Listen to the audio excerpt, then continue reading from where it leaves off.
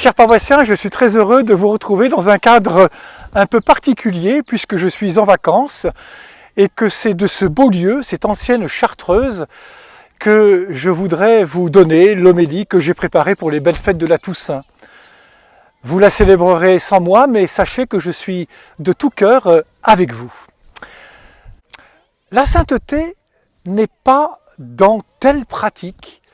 Elle consiste en une disposition du cœur qui nous rend humbles et petits entre les bras de Dieu, conscients de notre faiblesse et confiants jusqu'à l'audace en sa bonté de Père. C'est ainsi que s'exprimait la petite Thérèse, Thérèse de l'Enfant Jésus. Elle disait aussi vouloir faire, par pur amour, la plus petite des choses. Ainsi, frères et sœurs, la sainteté ne se reçoit pas au bout d'une démarche volontariste. Il faut que je devienne à tout prix un saint. On devient saint en apprenant tout simplement à aimer. Et aimer, c'est à la portée de tous, quelle que soit notre condition de vie, notre situation. Car ce n'est pas nous qui nous rendons saints. Nous devenons saints en accueillant Dieu, le seul saint, dans notre existence, au cœur de nos vies. Souvenez-vous de la parole de Jésus dans Saint Jean, au chapitre 14. « Si quelqu'un m'aime, il gardera ma parole, mon Père l'aimera, et nous viendrons à lui et nous ferons chez lui notre demeure. » Devant les précarités, les incertitudes, les inquiétudes de notre monde, surtout en cette période de reconfinement et d'attentats terribles à Nice, la tentation est grande de nous laisser envahir par la peur. Cette peur ne peut que nous replier et nous aveugler notre lucidité. Quelle sera la lumière de l'homme sur ses chemins d'errance? Où trouver la boussole qui permettra les corrections de trajectoire pour que la Terre tourne plus juste? Devant l'arrogance des puissants, la violence des désespérés, il nous faut bâtir un monde qui fait le choix de la vie et le choix du bonheur.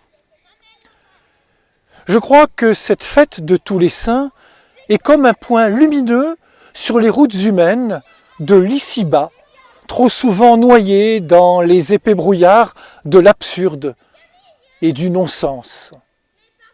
Les saints et les saintes sont autant de personnes qui ont su accueillir Dieu dans leur vie et accepter d'en transmettre la lumière, tout simplement par le témoignage de leur vie. Ils et elles ont essayé de frayer des chemins d'évangile au cœur même des réalités de leur époque et de leur culture. Et elles ont osé prendre tous les risques de l'amour en mettant leurs pas dans ceux du Christ ressuscité. Leur histoire est devenue une histoire sainte parce qu'on peut y lire les traces de Dieu avec lequel ils ont fait alliance et qui leur a fait goûter un bonheur qui avait déjà la saveur de l'éternité. C'est ce qu'on appelle les béatitudes. Ils nous restent proches.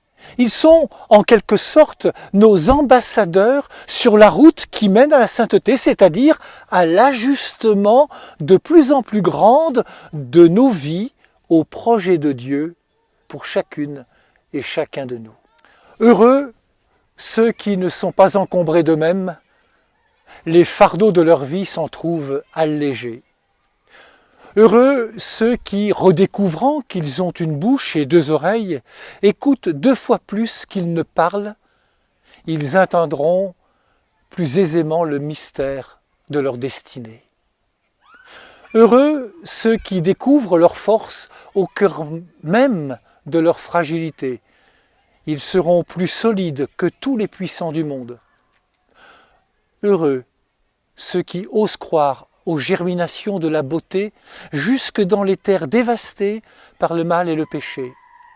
Ils deviendront les éveilleurs d'un monde nouveau que l'Évangile appelle le royaume de Dieu. Heureux ceux pour qui Dieu n'est pas un concurrent, mais un partenaire et un père. L'amour sera leur seul bagage pour le pèlerinage qui a comme cap l'éternité. Aujourd'hui, plus que jamais, l'appel à la sainteté retentit dans notre monde comme la forte espérance capable de briser les carcans et les blindages de la haine et de la guerre. La sainteté, c'est une question de bonheur, et il nous faut aujourd'hui sauver le vrai bonheur. La sainteté, finalement, c'est l'avenir des humains que nous sommes. Bonne fête à toutes et à tous.